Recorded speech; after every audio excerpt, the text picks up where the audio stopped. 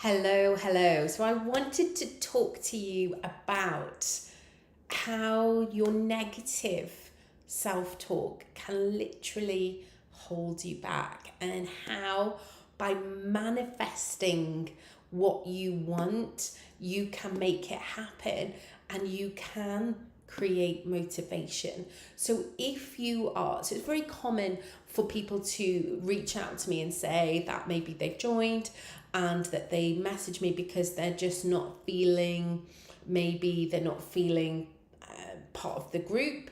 Maybe you're struggling with not feeling part of the community. Maybe you're not posting or connecting with other members. Maybe you are struggling with motivation. This is often a common one where people will struggle with, I'm just not feeling motivated, and I'll come back, I'll sign up when I feel more motivated to exercise or work on my body. Now motivation is something that can come, maybe, often I find people will become motivated because the thought of change, maybe the feeling of maybe stepping out in an exercise class or reaching out to a trainer or starting a like what they have maybe in their minds at the time, a restrictive diet, the discomfort from that is not in the same way as that the discomfort that they're in currently. So that the current discomfort that they have reached in the position that they're in as almost tippled over the edge, that they then feel that actually the better alternative is change, and that the things that maybe that they've been putting off, maybe reaching out to a trainer or creating that change, suddenly seems more appealing because where they are feels overwhelmingly uncomfortable. Now, when somebody does start to implement change, it can feel quite nerve-wracking in some ways, and we can often tell ourselves that we can't do something, and maybe that is that you feel unable to do perhaps a press up, or that you're just not motivated to get the sessions done. Motivation comes from action, so it comes from the doing. So firstly, I always say, like, commit to some sessions. So maybe let's say we can hit 2 sessions a week, and do that 2 to 3 sessions a week, and do that consistently for the block. Even if you're going to say to yourself, do you know what, I'm not going to carry on after this, but I am going to promise myself that I'm going to make it happen, and I'm going to use that emotional intensity that I have currently from signing up to put that into creating action. So that might mean that I'm going to start getting rid of some of the alcohol out of the cupboards, because I know that I can identify that I know that I'm drinking too much alcohol. I know that I'm going to bed too late, so I'm going to put a reminder on my phone. I know that I'm not moving enough, so I'm going to set a goal of 8,000 steps. Now we could use something like a habit tracker. So you could use, I can put the link under this, where you can set a habit and that you may be struggling with, and it can give you like a green light whether you've done it on a Monday, Tuesday, Wednesday, Thursday. So it could be going for a 30-minute walk and you're struggling with that, or drinking water, and it's almost like let's see if we can get as many greens as possible in order to get to the end of the week, so that we are working. And maybe after you've done that, you've been exercising 2 to 3 sessions every week, you can be able to say, actually, this has become a habit, so I've set the intention that I want to do that. So firstly, I'll say to somebody, before you want to, if you're thinking about change, you need to know why.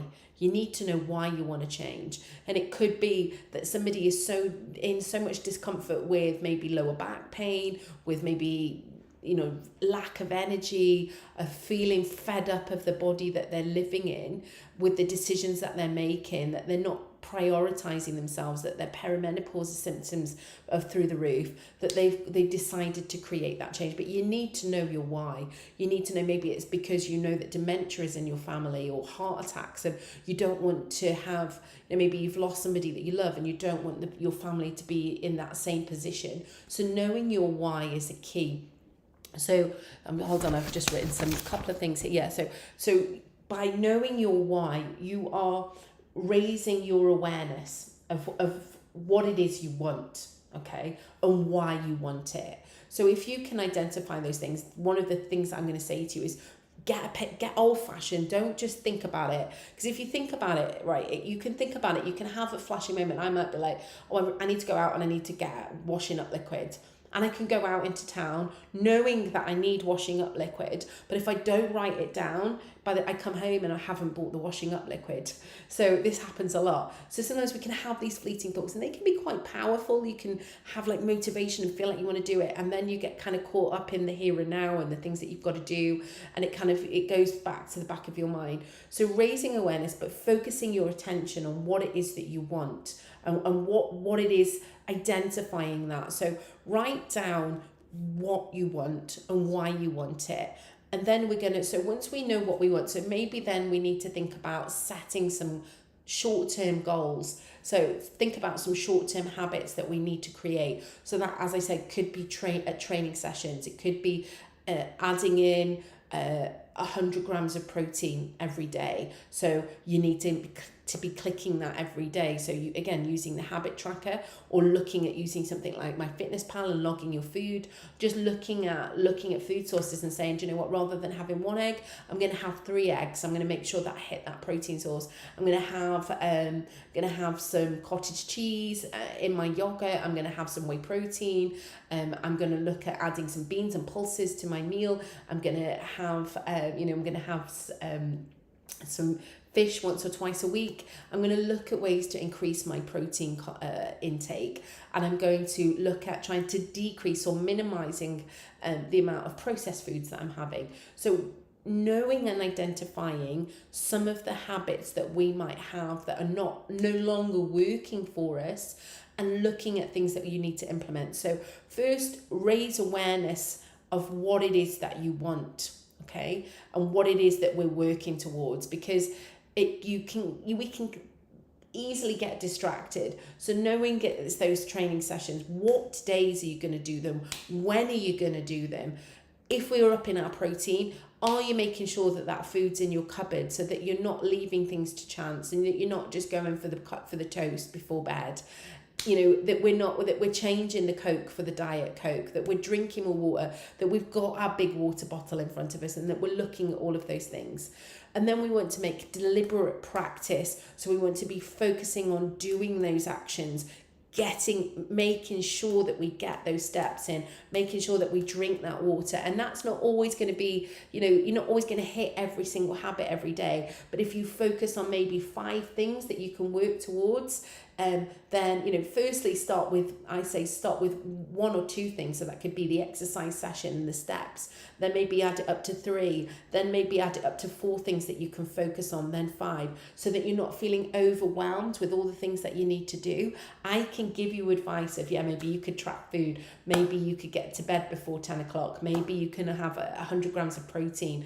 Maybe that you could have, more fiber to your diet. There's lots of advice that I will give you to make things more optimal, but you want to be putting in deliberate practice and saying to yourself, I'm gonna commit to this, and it's gonna feel difficult because I have different habits in place, and some of them are no longer working for me, but I need to put these things into play.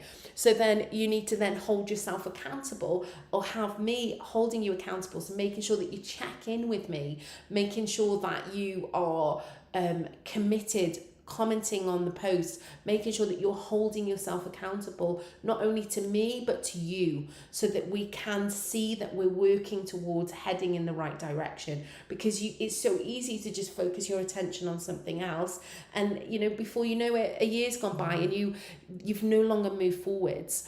So I would say, ask yourself, ask your head, what it is that you want. Think about if ruled by your head, what your head wants, and ask yourself, into your heart, take 5 breaths and ask your heart what it is that you want.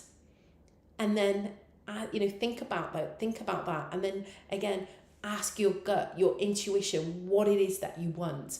And look at the things that you're working towards. Look at the things that you are including, and whether they are aligned with what trajectory that you want to be on. It could be that some of the habits and some of the things that you're doing, and you're talking to yourself negatively about your actions, about how that you're incapable of doing that, or that you're just an all or nothing person. And because you haven't been able to implement change up until now, you're like, I'm either all in it or I'm all out. I'm just stuck in a cycle. You're not. We just need to look at building in smaller things, putting your attention to smaller things first, and looking at small goals, then leading into things that maybe you want to achieve by Christmas, by the into the new year, and what we want to achieve by the end of the year. So first start small, look at those habits, drinking that water, getting the steps in, because it might be you want to lose a stone. It could be that you want to do 10 pull-ups, but the first things we need to do is focus on the action and committing to getting there, and thinking about why you want it. But then if we look at, if we're constantly affirming to ourselves that we're incapable, or that imposter syndrome just becomes bigger. You feel that you're incapable and that it's just not the right time, and that you need to you need to focus on other things at the moment, because mentally, if you're continuously not showing up to something, if you're not putting 100% in your marriage, you could be that elephant in the room, isn't it? You're not working on having that difficult conversation, and your connection with your partner or with the family members becomes, that relationship becomes more difficult. You need to work on things on the daily. That's your relationships with your partner, the relationship with your children, the relationship with your body, with your eating habits, but also in how you talk to yourself. So some of that negative talk will have been built up over time, but when you start to implement positive actions and positive change, you can reaffirm to yourself that you are capable and you are strong enough, and that intrinsic motivation to want to do more can come because you feel suddenly more self-belief in what you're capable of doing, and seeing change, seeing yourself getting stronger, feeling your sleep improving, feeling your mood lift, feeling your relationships with others. So it's even like once you start to build strength in one area, you might suddenly feel that you feel strong and able to say, no, I'm not going to do that over time, or you just feel stronger into different aspects of your life. And when we look at neuroplasticity, we look at, that you can literally, you can create a fatty sheath, which is called mylonation. So which literally helps to make those connections faster and more efficient. You can look at neural wait a minute, it is synaptic connection, that's right. So when we look at those neural connections, at the end of each of them you have like a synapsis, which is almost like a ball which connects through chemicals. So these connections over time, so say if you think about something like it, I was wanting to talk another language, perhaps if I started to listen to another language, the mylonation would start to happen. So just being absorbed in around that language. Once I started to try and talk and create like little bits of conversation with somebody, I would be literally creating more connections with those neurons, so creating stronger connections and new pathways for me to start to create conversation. And then if I became fluent, it comes something called neuroplasticity. So that is literally, I'm able to start new baby connections and literally turn those into adult connections. So into adult, wait a minute. So wait a minute, I'm going to read it here. So we've got neurogenesis, So we've got symptomatic connections, which is literally we're making stronger connections as we talk. But neuroplasticity is when we literally have new baby nerve cells that we can grow, which can then create too many words, symptomatic connections, which can then again create stronger pathways within our brain, so that we literally can change the way that we think, the way that our brain works, and that even our identity, the way that we think about us, that we think about and identify ourselves, can change. So that although you might think that your personality and your actions and the things that you're doing are set in stone, they're not. That we can literally create new connections, we can strengthen our connections, and we can literally build new neural pathways from our habits, from the things that we're doing. So we can literally change our trajectory, but also change the way that we think about things. And firstly, I'm just going to say that you really need to think about the way that you talk to yourself internally, and try and work on, you know, your actions and building on those actions to build your self-belief and build your self-confidence, and try to reduce maybe the amount of anxiety or low mood that you might have, which will just heighten inaction. So neuroplasticity is an amazing thing. It's something that we can do that we can improve those neural pathways by the things that we do on a day-to-day basis. We can strengthen those pathways, we can make faster connections, and we can even make new neural pathways through, wait a minute, they are mylonation, they are synaptic connections, and neurogenesis. So we can work on all of these things by starting and committing to the things, built by bringing them to your attention and by working on them on the daily and committing to that, rather than waiting for motivation to come and talking negatively about what you're not doing.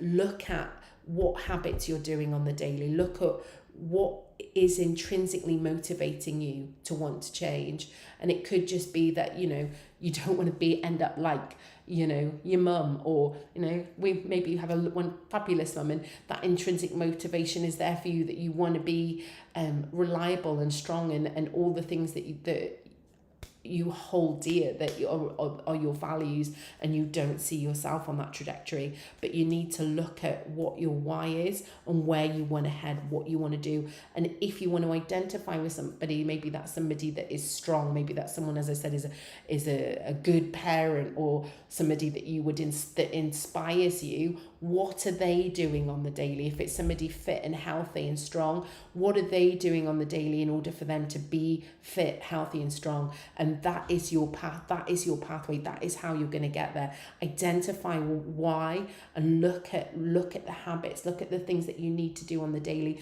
in order to get where you want to be. I'm going to love you and leave you and say I will talk to you very, very soon. Much as love, much as love, much as love.